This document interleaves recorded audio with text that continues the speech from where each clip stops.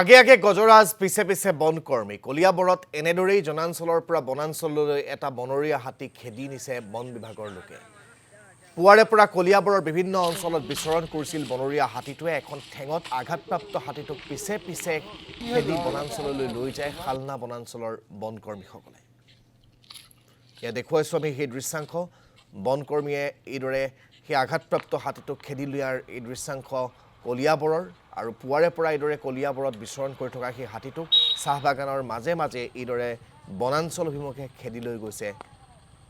বনকৰ্মীৰ দলটোৱে আমি ৰাতিপুৱা 5:30 মান বজাত খবৰ পাইছিলোঁ আপোনাৰ কলিয়াবৰ ঔগুৰি বুলি কয় ঔগুৰিত এটা বনৰীয়া হাতী মানে আছিল বুলি তাৰপিছত লগে লগে আমি চালনা ষ্টাফ জখলাবন্ধা ষ্টাফ উটমাৰী চাববিটৰ ষ্টাফ আমি তিনিওটা টীম লগ হৈ পেলাই আমি ঔগুৰি পালোঁগৈ তেতিয়া অলৰেডি হাতীটো ঔগুৰিৰ পৰা বৰভগীয়া পথাৰলৈ আহিলে পিছত আমি পিছে পিছে তাক আনি পেলাই বৰভগীয়াৰ পৰা মিছা হৈ পেলাই হাইৱে ক্ৰছ কৰিলে ক্ৰছ কৰাৰ পিছত আমি তাক পিছে পিছে আহি বৰ্তমান সময়ত আমি তাক নৰ্থ ব্ৰিজ আৰএফত হাতীটোক সোমোৱাই দিবলৈ আমি সক্ষম হ'লোঁ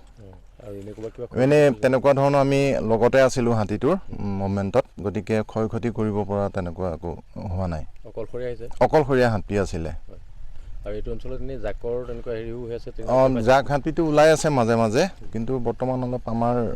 এক্টিভ হেৰি কাৰণে ডিউটিৰ কাৰণে ইমানখিনি আমি ফালৰি কাটি যোৱা হাতী এইটো ভৰিটোত অকণমান সি হয়তো কোনোবাই কিবা কৰিব পাৰে সেইকাৰণে অকণমান আঘাতৰ চিন এটা পাইছোঁ